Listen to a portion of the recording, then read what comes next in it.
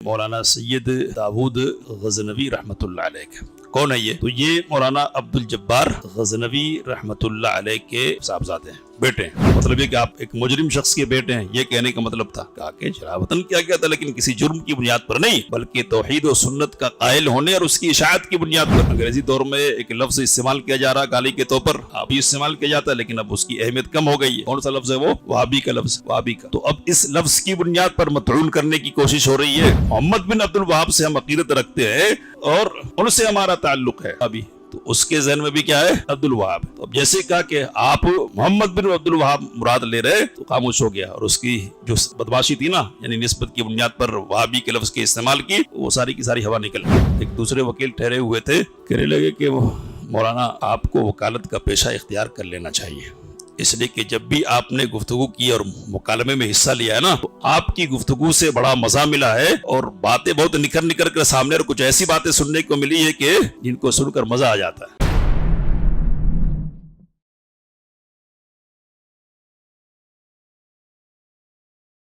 فَمِنْهُمْ مَنْ قَضَى نَحْبَهُ وَمِنْهُمْ مَنْ يَنْتَظِرُ وَمَا بَدَّلُوا تَبْدِيلًا۔ تعارف علماء اہل حدیث کی پچھلی کڑی میں مولانا عبد الجبار غزنوی رحمۃ اللہ علیہ کا مختصر تذکرہ آپ کے سامنے آیا تھا۔ مولانا عبد الجبار غزنوی رحمۃ اللہ علیہ مولانا عبداللہ غزنوی کے دوسرے فرزند تھے، نامور۔ مولانا عبداللہ غزنوی کے اور بھی کئی فرزند ہوئے ہیں، ان میں ایک فرزند کا نام ہے عبد الواحد غزنوی۔ مولانا عبد الجبار غزنوی رحمۃ اللہ علیہ کے بعد ان کی جگہ امامت اور خلافت جو سلسلہ تھا ان کے یہاں اس کے وارث ہوئے ہیں۔ پہلے انہوں نے اپنے والد صاحب کے مدرسے میں تدریس کا کام کیا، پھر لاہور کے علاقے چینا نوالی میں، یا کچھ اس طرح ملتا جلتا نام ہے، وہاں کی مسجد میں امام اور خطیب کی حیثیت سے عمر کا ایک لمبا عرصہ گزارا۔ جمعہ کا خطبہ بھی دیتے تھے اور دروس کا اہتمام بھی ہوتا تھا، عیدین کے خطبات بھی دیا کرتے تھے۔ عیدین کے خطبات میں لاہور کے بعض بڑے علماء جو مسلکی اعتبار سے ایک نہیں تھے، ان کے ہم مسلک نہیں تھے، شرکت کرتے تھے، اور کہنا یہ تھا کہ جب تک غزنوی علماء عیدین کی نماز پڑھاتے رہیں گے، ہم کو ان کے پیچھے نماز پڑھنے میں کسی قسم کا کوئی مذائقہ نہیں ہوگا۔ لاہور کے ایک بڑے عالم گزرے ہیں، مولانا احمد علی لاہوری، تفسیر قرآن کے سلسلے میں ان کا بڑا نام ہے، اور خصوصی طور پر قرآن کریم کے حوالے سے ان کی نشستیں منعقد ہوتی تھی، اور بعض بڑے علماء ان کے یہاں جا کر استفادہ کرتے تھے اس حوالے سے۔ لیکن ان کا معاملہ یہ ہے کہ وہ پابندی کے ساتھ مولانا عبد الواحد غزنوی کے درس قرآن میں فجر میں حاضر ہوتے تھے۔ زیادہ تر کوشش ان کی یہ ہوتی کہ فجر کی نماز مولانا عبد الواحد غزنوی کے ساتھ ادا کریں، لیکن ابھی کبھی اگر پیچھے ہو جاتے تو فجر کی نماز پڑھنے کے بعد آتے، اور کہتے تھے کہ جب تک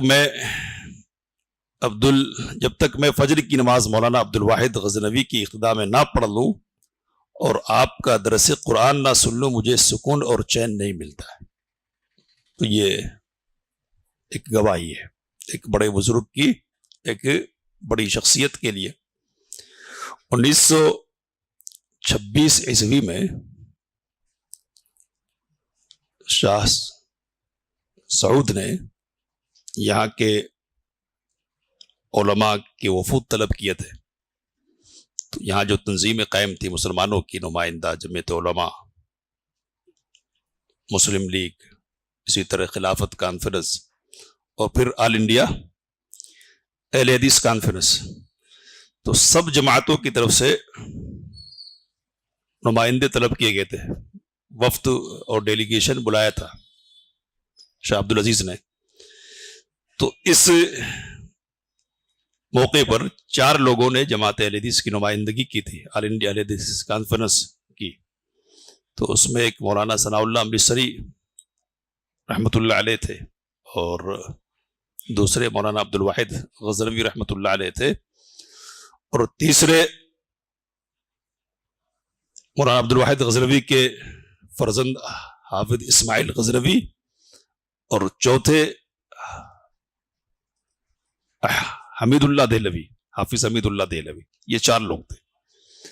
تو ان کو یہ موقع ملا ہے آل سعود کے یہاں، ان کا اس گھرانے کے لیے غزنوی گھرانے کا بڑا مقام رہا، اور ان کو یہ شرف ملا بعد میں کہ غلاف کعبہ تیار کروائے انہوں نے 2 بھائیوں نے مل کر امرتسر کے کاریگروں سے، اور وہاں جا کر کعبے پر چڑھایا۔ مولانا ثناء اللہ امرتسری رحمۃ اللہ علیہ سے بعض مسائل میں غزنوی علماء کا اختلاف ہو گیا تھا۔ اختلاف ذاتی نوعیت کا نہیں تھا بلکہ علمی نوعیت کا تھا، اور اختلاف کی وجہ یہ تھی کہ مولانا ثناء اللہ امرتسری رحمۃ اللہ علیہ نے ایک تفسیر لکھی ہے اردو میں بھی اور عربی میں بھی۔ تو تفسیر میں انہوں نے تعویل کا طریقہ اختیار کیا۔ مناظر آدمی تھے تو مناظروں کی کچھ مجبوریاں ہوتی ہے، اس بنیاد پر مزاج تعویلانہ ہوا تھا، تو تعویل کا طریقہ انہوں نے اختیار کیا۔ اب ظاہر سی بات ہے کہ صفات وغیرہ کے سلسلے میں تعویل کا جو طریقہ ہے وہ سلف کا، اہل سنہ کا، اہل الحدیث کا طریقہ نہیں ہے۔ تو اس لیے مولانا ثناء اللہ امرتسری رحمۃ اللہ علیہ سے ان کا اختلاف ہو گیا تھا، اور یہ اختلاف بہت مشہور ہوا تھا۔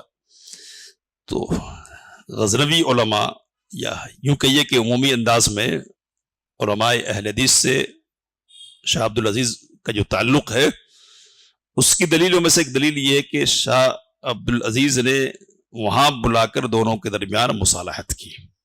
انہوں نے باقاعدہ کتاب لکھی تھی کہ یہ غلطیاں کی ہے، تو وہ غلطیوں کی نشاندہی ہوئی، اور مولانا ثناء اللہ امرتسری رحمۃ اللہ علیہ نے اعلان کیا کہ میں ان غلطیوں سے رجوع کرتا ہوں، اور اس بنیاد پر دونوں کے درمیان کیا ہے، مصالحت ہوئی ہے۔ 1926 میں اسماعیل غزنوی گئے تھے والد صاحب کے ساتھ ایک وفد میں نمائندہ بن کر، بعد میں بھی ان کا جانا ہوتا رہا۔ مولانا غلام رسول مہر اردو کے بہت بڑے رائٹر گزرے، بہت بڑے ہے نا، مولانا آزاد کے ساتھ بھی کام کیا انہوں نے، اور جمعیت علماء کے دفتر سے بھی انہوں نے کام کیا، یہاں حیدرآباد میں بھی ان کا کی سکونت رہی، اور یہاں بھی کام کیا انہوں نے، بڑے رائٹر ہیں۔ تو وہ بھی 1928 میں حج کرنے کے لیے گئے تھے، تو حج کی روداد انہوں نے لکھی ہے سفر حجاز کے عنوان سے۔ تو اس میں انہوں نے بار بار اسماعیل کا نام لیا ہے، وہ بڑے تھے تو اسماعیل نے ایسا کیا، اسماعیل نے ایسا کیا۔ تو انہوں نے جو منظر کھینچا وہ یہ کہ وہاں لوگ آ جاتے تھے حج کرنے کے لیے، تیاری کے بغیر بھی آ جاتے تھے، بس ایک مزاج بنا، سفر جہاز کی بنیاد پر ہوتا تھا، یعنی بحری جہاز کی بنیاد پر۔ تو آ گئے، لیکن اخراجات وغیرہ کے سلسلے میں کچھ ہے نہیں انتظام، تو کہتے ہیں کہ سب کے سب آتے تھے کس کے پاس، اسماعیل غزنوی کے پاس۔ اسماعیل ہم آ گئے ہیں لیکن اب ہمارے پاس کچھ نہیں رہ گیا، آپ ہمارا انتظام کیجیے۔ اسماعیل کہتے تھے کہ ٹھیک ہے میں انتظام۔ تو شاید ہی کوئی شخص ایسا ہوتا تھا کہ جو آتا اسماعیل غزنوی رحمۃ اللہ علیہ کے پاس، اور اسماعیل غزنوی ان کے لیے کام نہیں کر دیتے تھے۔ اب یہ جو کام کر دینا ہوتا تھا کس بنیاد پر ہوتا تھا، تو حکومت میں ان کی پہنچ کی بنیاد پر۔ تو اس طرح سے غزنوی خاندان کی بڑی خدمات ہے، اور یہ بات یاد رکھنی چاہیے کہ ہندوستان میں توحید و سنت کی اشاعت کے سلسلے میں جن خاندانوں نے بڑا کارنامہ انجام دیا ان میں ایک نمایاں خاندان کیا ہے؟ غزنوی علماء کا خاندان ہے. اب انہی غزنوی علماء میں ایک نام ہے مولانا سید داود غزنوی رحمۃ اللہ علیہ کا. کون ہے یہ؟ تو یہ مولانا عبد الجبار غزنوی رحمۃ اللہ علیہ کے صاحبزادے ہیں، بیٹے ہیں. جب تک کہ پورا انڈیا متحد تھا، یعنی آزادی سے پہلے، تو آزادی سے پہلے علمی اعتبار سے بھی خدمات انہوں نے انجام دی اور سیاسی اعتبار سے بھی ان کی خدمات ہیں بہت. آل انڈیا کانگریس کے سیکریٹری رہے کئی عرصے تک، لمبے عرصے تک. پھر کیا ہے مسلم لیگ میں شامل ہو گئے اور وہاں بھی بڑے مناصب پر فائز رہے. اسی طرح جمعیت علماء ہند کے عہدوں پر بھی وہ فائز رہے. پاکستان کی تقسیم کے بعد جماعت منتشر ہوئی، علماء ادھر ادھر ہو گئے اور ایک جماعت کی جگہ 2 جمعیتیں بنی. تو پاکستان میں جو آل انڈیا اہل حدیث کانفرنس بنی ہے اس کے پہلے امیر مولانا سید داود غزنوی رحمۃ اللہ علیہ کو بنایا گیا. وہاں مدرسہ جامعہ سلفیہ انہوں نے قائم کیا. الاعتصام جماعت کا آرگن تھا، اسے جاری کیا. اور بھی بہت سارے کام ہیں، ملی جتنے مسائل تھے سب میں ان کی شرکت رہی. ایک خاص موقع پہ 1986 یا 76 میں پاکستان میں ایک تحریک اٹھی، وہ ختم نبوت کی تحریک تھی. قادیانیت قائم ہو چکی تھی، اس کا وجود ہو چکا تھا، اور پاکستان میں قادیان چونکہ ہو گیا تھا تو اس بنیاد پر ان کی پوری توجہ قادیہ پاکستان پر تھی اور ارتداد کی لہر پھیل رہی تھی، اور خطرہ اس بات کا ہو گیا تھا کہ ختم نبوت کی حفاظت نہیں ہوگی. تو باقاعدہ طور پر ایک پلیٹ فارم بنایا گیا اور جس میں تمام علماء کی نمائندگی ہوئی، تمام علماء کی. تو جو مجلس قائم کی گئی تھی اس موقع پر، اس مجلس میں بڑے بڑے نام تھے، سید سلمان ندوی، سید ابو العلا مودودی، فلاں اور فلاں، بڑے جتنے تھے. تو اس مجلس کے ناظم اعلیٰ مولانا سید داود غزنوی بنائے گئے تھے. علماء کی پکڑ دکڑ ہوئی، بہت سارے لوگ جیل کے حوالے کیے گئے. سید ابو العلا مودودی رحمہ اللہ کو بھی جیل کے حوالے کیا گیا. تو اس موقع پر علماء کی طرف سے ایک وکیل مقرر کیا گیا تھا، لیکن صحیح نمائندگی نہیں ہو پا رہی تھی وکیل کی طرف سے.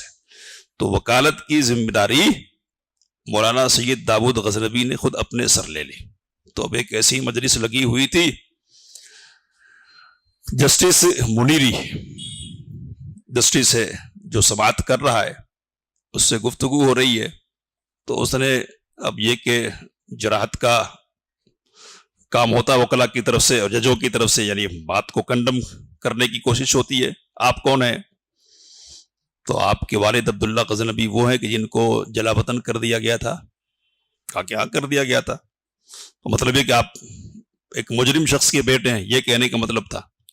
کہا کہ جلا وطن کیا گیا تھا لیکن کسی جرم کی بنیاد پر نہیں، بلکہ توحید و سنت کا قائل ہونے اور اس کی اشاعت کی بنیاد پر. اور باتیں ہوئی تو ایک خاص بات جوڑنے کی کوشش ہے. کیا ہے؟ تو انگریزوں سے قریب کا دور ہے، انگریزی دور میں ایک لفظ استعمال کیا جا رہا گالی کے طور پر، اب بھی استعمال کیا جاتا ہے لیکن اب اس کی اہمیت کم ہو گئی ہے. کون سا لفظ ہے وہ؟ وہابی کا لفظ، وہابی کا. تو اب اس لفظ کی بنیاد پر مطعون کرنے کی کوشش ہو رہی ہے. تو جسٹس نے پوچھا کہ آپ کے مذہبی رہنماؤں میں کوئی عبد الوہاب نام کا شخص گزرا ہے؟ کہا کہ نہیں گزرا. کہا کہ نہیں گزرا ہے. مولانا داود غزنوی رحمۃ اللہ علیہ کہہ کہ نہیں گزرا ہے. پھر اس کی طرف سے ظاہر سی بات ہے کہ نام تو ہے لیکن جو نام لے رہا نا وہ نہیں ہے. عبد الوہاب نام کا مذہبی رہنما ہے آپ کا، 2 مرتبہ 3 مرتبہ 4 مرتبہ ہر مرتبہ کہہ رہے داود غزنوی رحمۃ اللہ علیہ کہ نہیں، کوئی نہیں گزرا ہے. تو اب اس کو غصہ آ گیا، اب جلدی جلدی فائلیں کھولنے لگ گیا کیا تاکہ نکالے کہ ہے. تو اس کی حالت غیر کو دیکھتے ہوئے مولانا داود غزنوی رحمۃ اللہ علیہ نے کہا کہ شاید آپ کی مراد محمد بن عبد الوہاب سے ہے.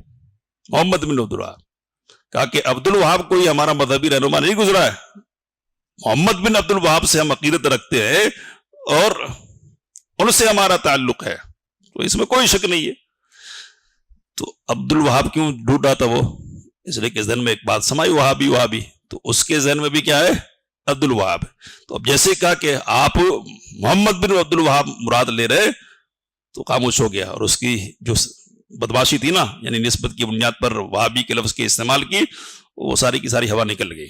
ایک دوسرے وکیل ٹھہرے ہوئے تھے, کہنے لگے کہ مولانا آپ کو وکالت کا پیشہ اختیار کر لینا چاہیے, اس لیے کہ جب بھی آپ نے گفتگو کی اور مکالمے میں حصہ لیا ہے نا, تو آپ کی گفتگو سے بڑا مزہ ملا ہے, اور باتیں بہت نکھر نکھر کر سامنے, اور کچھ ایسی باتیں سننے کو ملی ہے کہ جن کو سن کر مزہ آ جاتا ہے, مزہ. تو یہ خاص صلاحیت کا حامل شخص ہے کون؟ مولانا سید داود غزنوی رحمۃ اللہ علیہ. اب غزنوی سلسلے کے علماء اور بھی ہیں بہت سارے, ان کا بھی تعارف ہونا چاہیے, لیکن داود غزنوی رحمۃ اللہ علیہ کا تھوڑا سا تعارف کروا کے اس سلسلے کو انشاءاللہ ہم ختم کریں گے اگلے ہفتے. اللہ سے دعا کی باتوں کو سمجھنے سے قابل رہنے کی توفیق مت فرمائے. آمین. وآخر دعوانا